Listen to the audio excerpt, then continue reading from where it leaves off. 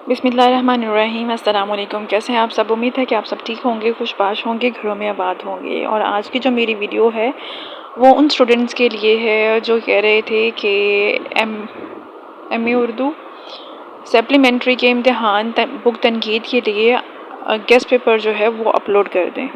और मेरी ऑब्ज़र्वेशन के मुताबिक गेस्ट पेपर जो है तनकीद बुक के लिए बिल्कुल सही नहीं है।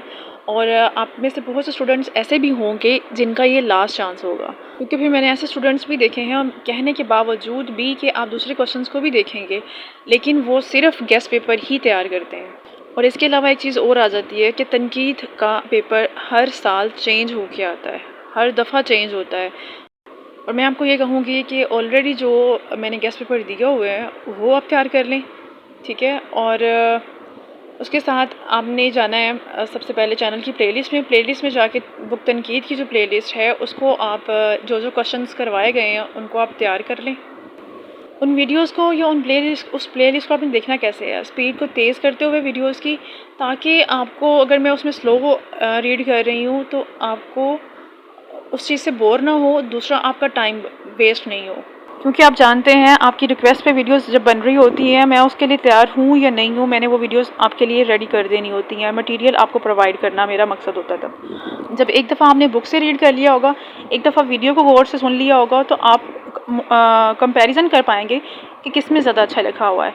और दोनों जगह से पढ़ने के बाद आपके माइंड में ज़्यादा होगा। कम टाइम में आप अच्छे से उस क्वेश्चन पे कमांड हासिल कर सकेंगे। और क्वेश्चंस को लिखें ज़रूर, जो भी गेस्ट पेपर के क्वेश्चंस आपको दिए जाएंगे।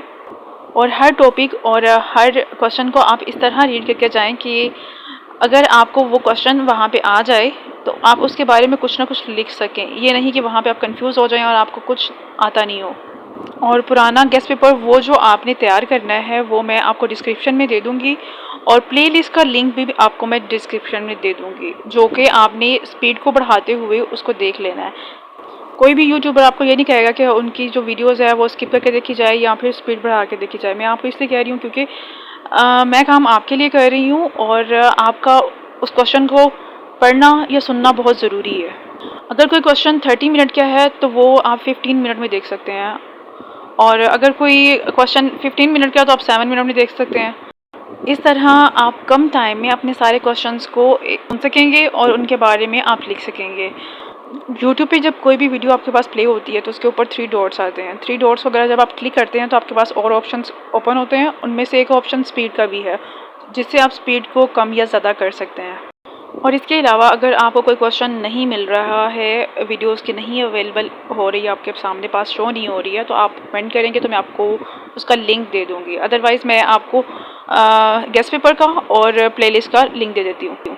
बाकी सबसे मेन चीज़ है आपने किसी चीज़ के बारे में कंफ्यूज नहीं होना, कूल माइंड रहते हुए अपना क्वेश्चन करने हैं, और अभी भी आप अच्छे से तैयारी करें।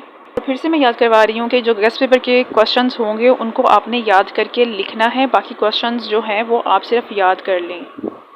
अभी जितना टाइम है आपके पास से और माइंड से सारी फिक्रें निकाल के सिर्फ अपनी इस पेपर की तैयारी करें। और उसके बाद जब आप पेपर हल करें तो आपने पेपर हल करते हुए अपना 100% अपने उस पेपर को देना है कि जो भी आपके माइंड में उस पेपर से रिलेटेड है उसको आपने वहाँ पे लिख के आना है। क्योंकि एग्जामिनर को ये नहीं पता होगा कि आपको आता कितना है, उसने वही देखना है जो वहाँ पे लिखा हुआ होगा।